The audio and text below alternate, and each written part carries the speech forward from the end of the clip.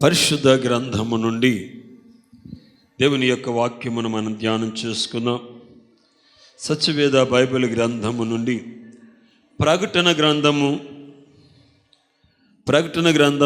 11వ అధ్యాయము 18వ వచనం.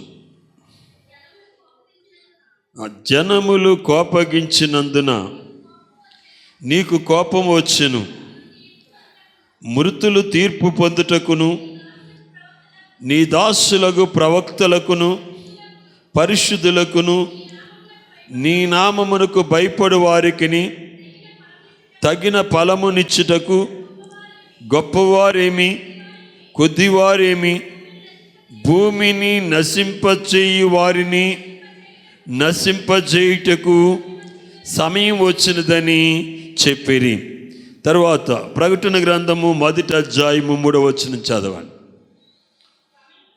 సమయము సమీపించినది గనుక ఈ ప్రవచన వాక్యములు చదువువాడును వాటిని విని ఇందులో వ్రాయబడిన సంగతులను గైకొను వారును ధన్యులు.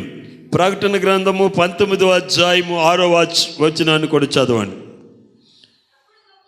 అప్పుడు గొప్ప జన సమూహపు శబ్దము, విస్తారమైన జలముల శబ్దమును, బలమైన ఉరుముల శబ్దమును పోలిన ఒకని స్వరము, సర్వాధికారియు ప్రభువు మన దేవుడు ఏలుచున్నాడు, ఆయనను స్తుతించుడి. గొర్రెపిల్ల వివాహ మహోత్సవము సమయము వచ్చి ఉన్నది. ఆయన భార్య తన్ను తాను సిద్ధపరచుకొని ఉన్నది గనుక మనము సంతోషపడి ఉత్సహించి ఆయనను మహిమపరిచితమని చెప్పగా వింటిని. దేవునికి స్తోత్రం. హల్లెలూయా, హల్లెలూయా. చదువుబడినటువంటి 3 లేఖన భాగాలు మీకు చూపించడం జరిగింది. ఈ 3 లేఖన భాగములను మనము పరిశీలన చేసినట్లయితే సమయము వచ్చి ఉన్నది, సమయము సమీపించి ఉన్నది, సమయము వచ్చినది. దేవునికి స్తోత్రం. హల్లెలూయా. మొదటి మాట ఏంటమ్మా?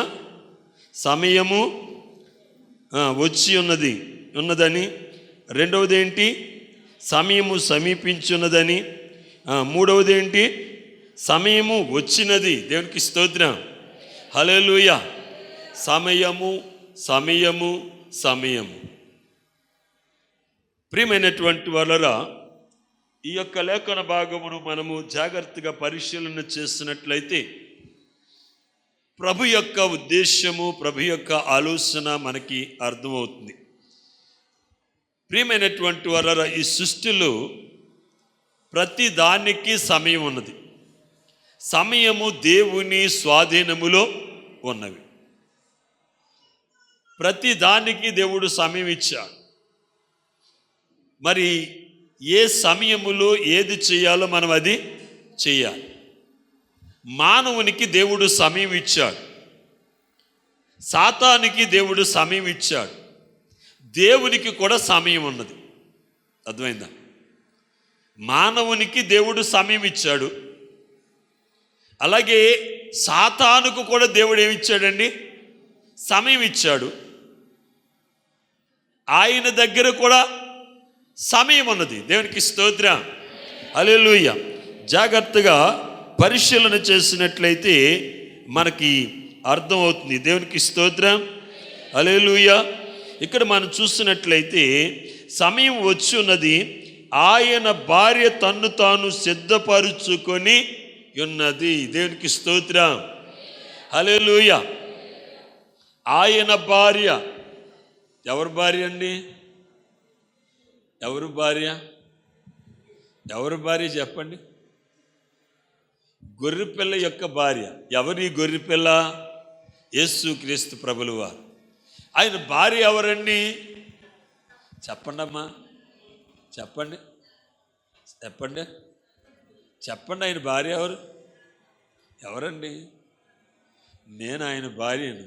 నువ్వు ఆయన భార్య, మనం ప్రతి ఒక్కరూ ఆయన భార్య. ఆయన భార్య అటండి ఏం చేసుకుందటండి? సిద్ధపరుచుకుందటండి. అంటే సిద్ధపరచబడినటువంటి వారు మాత్రమే ఆ వివాహానికి యోగ్యులు. అయితే ఇక్కడ దేవుడు మనకి సమయం ఇచ్చాడు. మనకేమిచ్చాడండి? సమయం ఇచ్చాడు. సాతానుకు కూడా ఏమి ఇవ్వబడిందండి? సమయము ఇవ్వబడింది. అందుకే సాతాను ఏమంటుంది తెలుసండి ప్రియమైనటువంటి వాళ్ళరా, అది మన ప్రకటన గ్రంథంలో చూసినట్లయితే సమయము కొంచెమే అని. సాతాను ఏంటండి? సమయము కొంచెమే అని. చూడండి, ప్రకటన గ్రంథము 12వ అధ్యాయము 12వ వచనం చదవండి. అందుచేత పరలోకమా, పరలోక నివాసులరా ఉత్సహించుడి, భూమి సముద్రమా మీకు శ్రమ, అపవాది తనకు సమయము కొంచెమే అని తెలుసుకొని బహుక్రోధము గలవాడై మీ వద్దకు దిగి వచ్చుచున్నాడు. దేవునికి స్తోత్రం. హల్లెలూయా, హల్లెలూయా. అపవాదటండి సమయం ఎలాగుందనుకుంటుందటండి? కొంచెమే ఉన్నదని అది 24 అవర్స్ కూడా అది ఏం చేస్తుందండి? వర్క్ చేస్తుంది. సాతాను చేసే తనకి ఇవ్వబడిన సమయంలో అది చేసే పని ఏంటో తెలుసండి?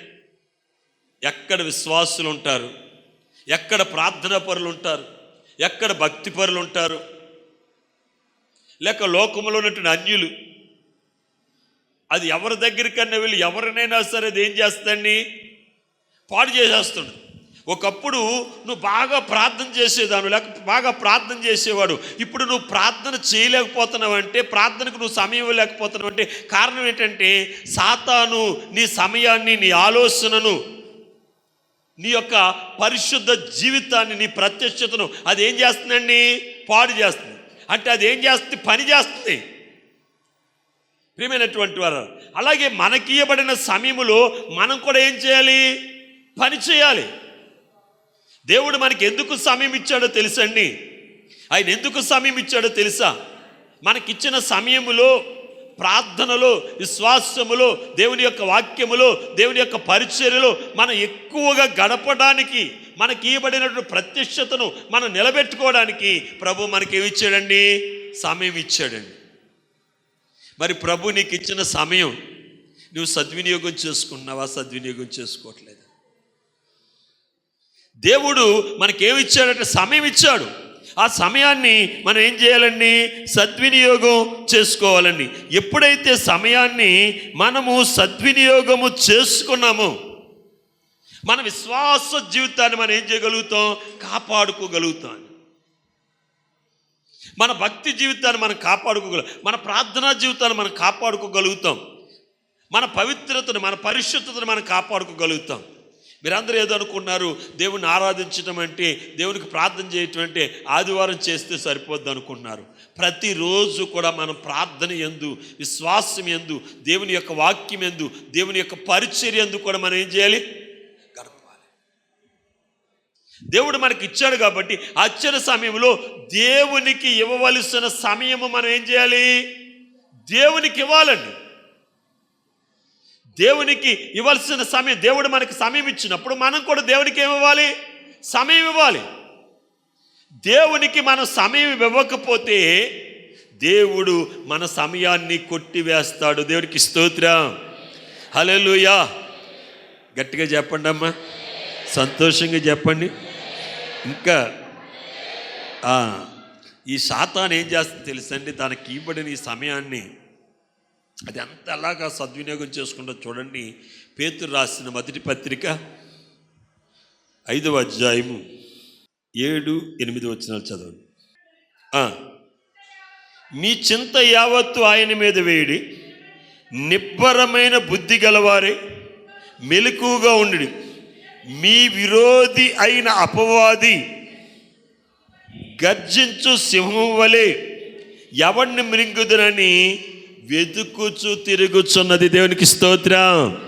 హల్లెలూయా. ఎవరు దొరుకుతాడా అనేది ఏం చేస్తుందటండి? అపవాది ఏం చేస్తుంది?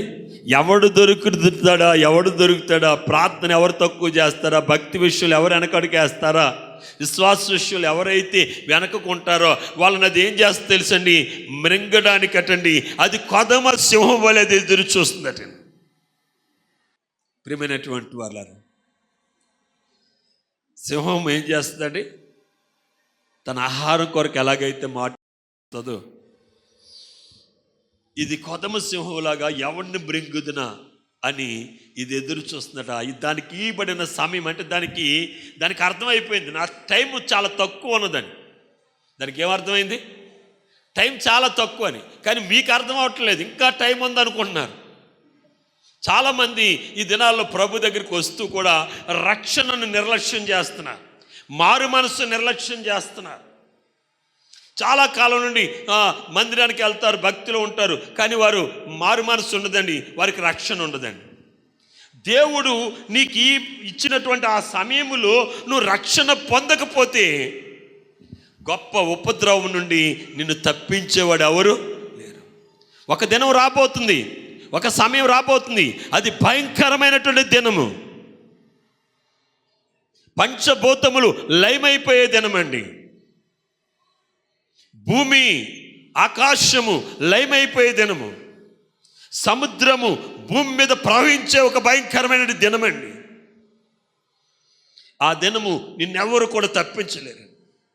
అది రాకముందే, నువ్వు ఇంకా పోకముందే నీ సృష్టికర్త నువ్వు స్మరించుకోవాలి, నువ్వు రక్షణ పొందాలి, మారు మనసు పొందాలి. నువ్వు దాన్ని ఏం చేయకూడదండి? వాయిదా వేయకూడదండి. ఏం చేయకూడదు? ఒక సహోదరి ప్రభు యొక్క ఆత్మ ఆమెను ప్రేరేపిస్తే రక్షణకు సిద్ధపడదండి. రక్షణకు సిద్ధపడి ఆమె పేరు కూడా నేను తన పాస్టర్ గారికి ఇచ్చింది, నేను బాప్తీసం తీసుకుంటాను అయ్యగారు ఈరోజు అని. ఈలోగా ఆమెకి ఒక ప్రోగ్రాం వచ్చింది. ఆమె ఒక డ్యాన్సర్, ఒక కళాకారిణి. ఆ కళాకారిణి అయితే ఏం చేసిందంటే, నేను ఆ ప్రోగ్రాంకి వెళ్ళి ప్రోగ్రాము ఇచ్చేసిన తర్వాత నేను వచ్చి తీసుకుంటాను. దేవుడు ఆమెకి రక్షణ పొందడానికి, మారు మనసు పొందడానికి సమయం ఇస్తే ఆవిడ ఏం చేసింది? ఆ సమయాన్ని వాయిదా వేసి ఆ ప్రోగ్రాం కోసం వెళ్ళిందండి. అయితే వారు వెళుతూ ఉన్నప్పుడు మార్గ మధ్యలోనే యాక్సిడెంట్ అయ్యి అక్కడ చచ్చిపోయిందండి. దేవుడిచ్చిన సమయాన్ని ఏం చేసుకోలేకపోయిందండి? సద్వినియోగం చేసుకోలేకపోయింది. ప్రియ సహోదరి సహోదర, పరిశుద్ధాత్మ దేవుడు నిన్ను ప్రేరేపిస్తున్నప్పుడు, మారు మనసు రక్షణ కొరకు నిన్ను ప్రేరేపిస్తున్నప్పుడు దాన్ని నువ్వేం చేయకూడదండి? ఇంకా టైం ఉన్నదని నువ్వు వాయిదా వేయకూడదు. ఎందుకంటే ఆయన యొక్క రాకడా తెలియదు, మన పోకడా తెలియదండి. ఎప్పుడు పోతాం మనకి తెలుసండి? ఆయన ఎప్పుడు వస్తాడో తెలిసేసే తెలియదు, రెండో తెలియదు. కనుక మనకి ఇవ్వబడిన సమయాన్ని మనం ఏం చేసుకోవాలి? సద్వినియోగం చేసుకోవాలి. దేవునికి స్తోత్రం, హల్లెలూయా. ఇది సాతాను ఏం చేస్తున్నాడో తెలుసండి? మీ విరోధి అయినటువంటి అపవాది గర్జించు సింహం వలె ఎవరిని మృంగుదునా అనేది ఏం చేస్తుందండి? ఎదురు చూస్తుంది. ఎవరిని మృంగుదునా, ఎవరిని పడదోయుదునా, ఎవరిని పాడు చేయదునా, ఎవరిని విశ్వాసభ్రష్టుని చేయదునా, ఎవరిని మందిరానికి వెళ్ళకోకుండా చేయాలి అని అది ఏం చేస్తుంది తెలుసండి? గర్జించు సింహం వలె అది ఏం చేస్తుందట? ఎదురు చూస్తుందటండి. కనుక ప్రియమైనటువంటి వారరా, దేవుడు నీకు సమయం ఇచ్చాడు, సాతానుకు సమయం ఇచ్చాడు. సాతాను తన సమయాన్ని ఏం చేస్తుందంటే అది వినియోగం చేసుకుంది. ఎలాగంటే మనందరినీ కూడా దాని గుంపులోకి తీసుకెళ్ళిపోవాలనే ప్రయత్నం చేస్తుంది. నువ్వు చాలా భక్తిగా ఉన్నావు అనుకోండి, నీ భక్తి జీవితం ఎలా పాడు చేయాలి? ఈనాడు మనం చూస్తుంటే గొప్ప గొప్ప భక్తులు ఏమైపోతున్నారండి? పడిపోతున్నారండి. విశ్వాసులు పడిపోతున్నారు, ప్రార్థనా పరులు పడిపోతున్నారు. ఎందుకో తెలుసా? వారికి ఇచ్చిన సమయాన్ని వారు ఏం చేసుకోవట్లేదండి? సద్వినియోగం చేసుకోవట్లేదు. దేవుడు సమయం ఇచ్చినప్పుడు ఆ సమయాన్ని మనం ఏం చేయాలి?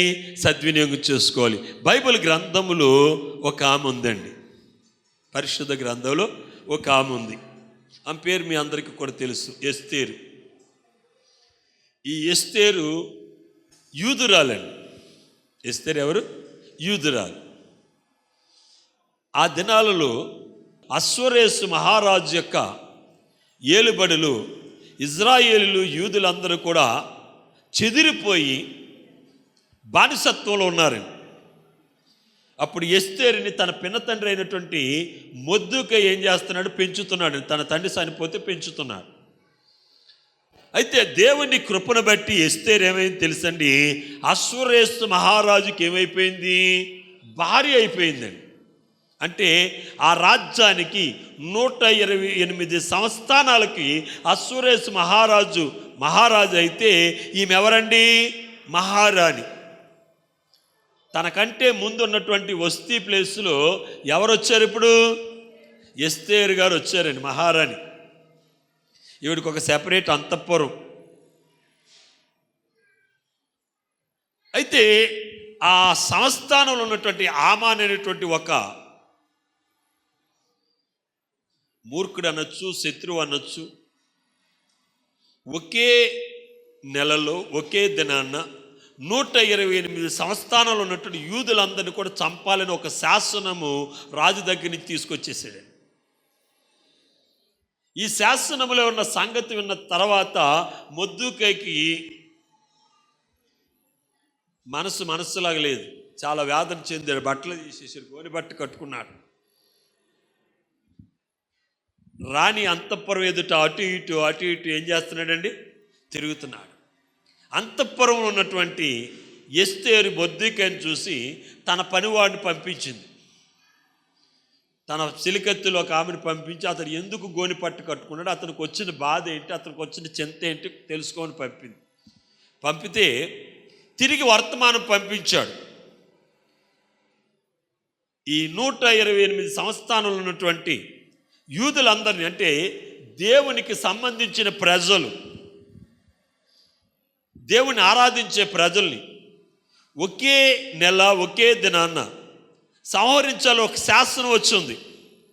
కనుక ఈ శాసనమును రద్దుపరచడం కోసమే ఎస్తేరుని అక్కడ దేవుడు ఉంచాడేమో. కనుక నీవు మాకు సహాయం చేయవలసిందిగా వినతి పంపించాడు. వినతి పంపిస్తే ఆమె తిరిగి మరలా జవాబు పంపించింది. ఏమనంటే, మహారాజు దగ్గర నుండి కౌరు లేకుండా అతని దగ్గరికి వెళ్ళటానికి ఎవరికి వీలు లేదు. అలాగ కౌరు రాకుండా, అంటే ఆయన దగ్గర నుంచి పిలుపు రాకుండా ఏ మనుష్యుడు కానీ ఆఖరికి భార్య కానీ వెళితే వారిని పనివారు తీసుకెళ్ళి చంపేస్తారు. నాకు ఆయన దగ్గరికి వెళ్ళడానికి సెలవు లేదు, పర్మిషన్ రాలేదు. ఆయన దగ్గర నుంచి నాకు పర్మిషన్ వచ్చి చాలా కాలం అయింది. అయితే పర్మిషన్ కొరకు నేను ఎదురు చూస్తున్నాను, నిశ్చయంగా పర్మిషన్ వస్తే దీని గురించి నేను చెప్తాను అని అందాడు. ఈ వర్తమానం పంపించింది. అప్పుడు మరలా మొర్దెకై ఆమెకు తిరిగి వర్తమానం పంపించాడు. ఏమనంటే, మాకు సహాయము చేయటం కొరకే దేవుడిని అక్కడ పెట్టాడేమో. నీవు ఇలాగ అనుకోవచ్చు, నేను అంతఃపురములో మహారాజు అయినటువంటి అశ్వరేసుకు భార్యగా ఉన్నాను కదా, ఈ 128 సంస్థానంలో ఉన్నటువంటి యూదులు ఏమైతే నాకేంటి, నేను మట్టుకు బాగానే ఉన్నానని నీవు అనుకుంటావేమో. మాకు సహాయం చేయవలసిన స్థితిలో ఉండి నువ్వు సహాయం చేయకుండా నువ్వు ఊరుకుంటావేమో. ఒకవేళ నీవు మాకు సహాయము చేయకపోయినా దేవుడు ఇంకొక వైపు నుండి మాకేం చేస్తాడు? సహాయం చేస్తాడు. కానీ నీవు నీ ఇంటి వారి మీదకి ఏం తెచ్చుకుంటావు?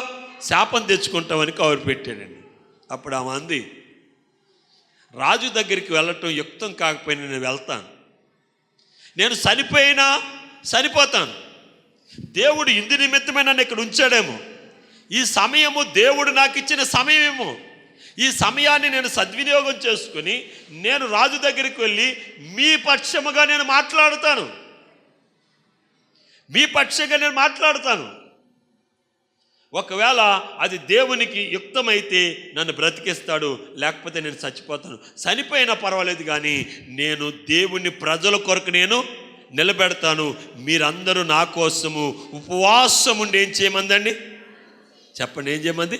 ప్రార్థన చేయమందండి. ప్రార్థన చేయమంది.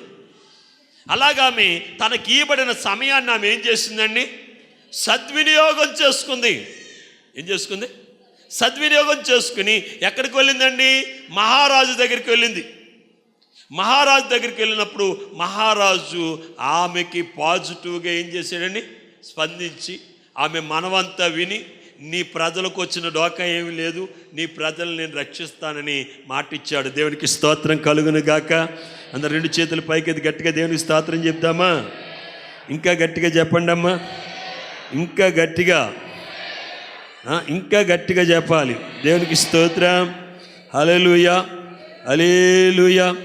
చూడండి ప్రియులారా, పేతురు రాసిన యోహాను సువార్త చూద్దాం. చాలామంది దినాల్లో ఏమనుకుంటున్నారంటే, నాకు ఇంకా సమయం రాలేదు, నాకు ఇంకా టైం రాలేదు అని అనుకుంటున్నారు. అయితే ప్రభు అన్నాడు, మరి నాకు సమయం రాలేదు కానీ మీకు సమయము వచ్చి ఉన్నదని చెప్తున్నాడు. యోహాను సువార్త 7వ అధ్యాయం 6వ వచనం చదవండి. యేసు, నా సమయం ఇంకనూ రాలేదు, మీ సమయం ఎల్లప్పుడూ సిద్ధంగా ఉంది. దేవునికి స్తోత్రం. హల్లెలూయా.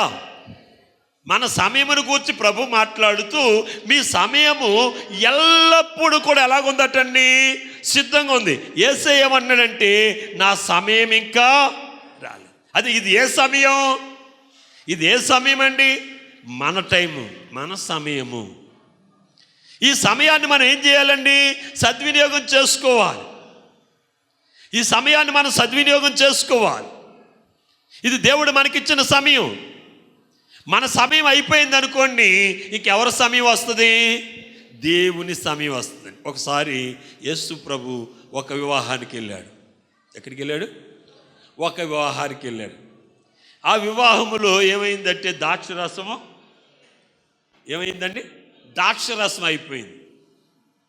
తల్లి వచ్చి అంటుంది, అబ్బాయి ఇక్కడ ద్రాక్షరసం అయిపోయింది అంటుంటే ప్రభు అన్నాడు, అమ్మ నాతో నీకేం పని, నా సమయము ఇంకా రాలేదు.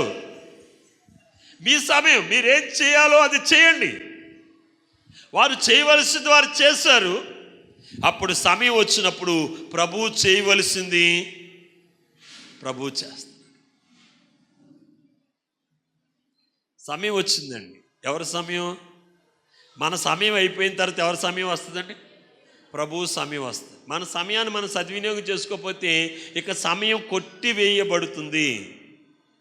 మరి దేవుని సమయము వచ్చినప్పుడు దైవికమైన కార్యం ఎలా జరిగింది తెలుసండి? అక్కడ నీళ్ళు ఏమైపోయినాయి చెప్పండి? ద్రాక్షరసం, ఒక అద్భుతమైన కార్యం జరిగింది. దేవునికి స్తోత్రం. హల్లెలూయా. మన సమయం మనం సద్వినియోగం చేసుకున్నాం అంటే ఒక అద్భుతమైన కార్యం మన జీవితంలో జరుగుతుంది. ఆ అద్భుతమైన కార్యం ఏంటి తెలుసండి? ఈ మట్టి దేహాన్ని విడిచిపెట్టేసి మనం ఏం ధరించుకుంటాం?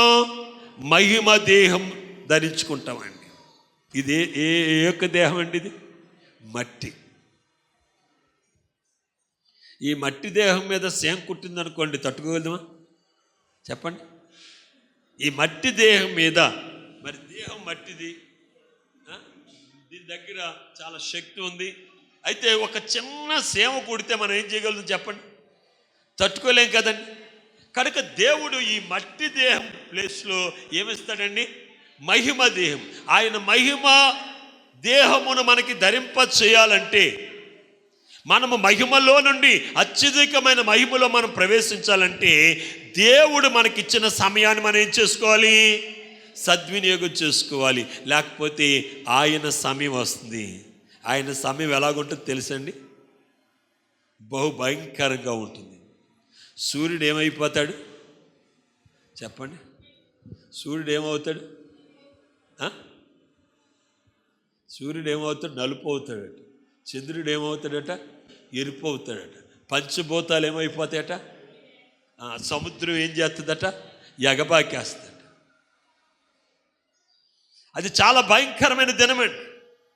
చిన్న చీమ కుడితే తట్టుకోలేమండి, చిన్న నిప్పురవ అయితే తట్టుకోలేం. అటువంటి మనము అగ్నిలో కాలిపోవటం అంటే, అగ్నిలో ఉండటం అంటే ఎంత భయంకరమండి. ఆ దినము రాకముందు, మన సమయము కొట్టివేయక ముందు, మనము మారు మనస్సు పొంది రక్షింపబడి క్రీస్తులో కొనసాగుతూ మన విశ్వాసాన్ని, మన భక్తి జీవితాన్ని, మన ప్రార్థనా జీవితాన్ని మనం ఏం చేయాలి? కాపాడుకోవాలి. లేకపోతే ఆ భయంకరమైన దినం ఎలాగుంటుందో తెలుసండి.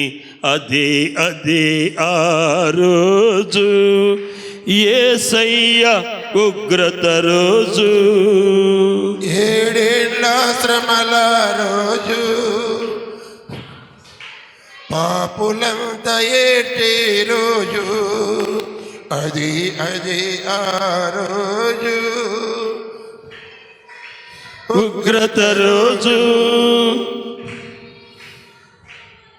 రోజు పాపులంతా ఏటే రోజు, ఆ రోజు శ్రమ నుండి తప్పించే నాదుడు లేడు. ఇప్పుడు ఆయన సమయం ఏమంటున్నాడు? నా సమయం ఇంకా రాలేదు, మీ సమయం వచ్చి ఉంది. ఆయన సమయం వచ్చిందనుకోండి, సూర్యుడు ఏమైపోతాడటండి? నలుపు అయిపోతాడట, చంద్రుడు ఎరుపు అయిపోతాడట, పంచభూతాలు లయమైపోతాయట, తల్లి జాడేమో పిల్లకుండదట, పిల్లజాడ తల్లికుండదట. భూమి మీద ఉన్నట్టు పాపులందరూ కూడా ఏం చేస్తారట? ఏడుస్తారు. పాపులంటే ఎవరండి? దేవుని యొద్దకు వచ్చి దేవుని మాట వినని ప్రతివాడు పాపేనండి. అర్థమైందా? మీరేమనుకున్న పాపులంటే బయట ఉన్న వాళ్ళు అనుకుంటున్నారు అండి. పాపులంటే మీ దృష్టిలో ఎవరు? బయట ఉన్న వాళ్ళే కదా. మీరు అందరూ నీతిమంతులు, మీ లెక్కగా అంతే. మేము యేసే రక్తంలో కడుగుబడ్డాం కదండి. నువ్వు యేసే రక్తములో కడుగుబడి ఉండొచ్చు, ప్రభు యొక్క శరీర రక్తాలు తీసుకుని ఉండొచ్చు, కానీ నువ్వు మారు మనస్సుకు, రక్షణకు తగినట్లుగా నువ్వు జీవించకపోతే, నీ మారు మనస్సు, నీ రక్షణ నిన్ను పరలోకం తీసుకెళ్ళదు. మన మారు మనస్సు, మన రక్షణ ఎలా ఉండాలి తెలుసండి?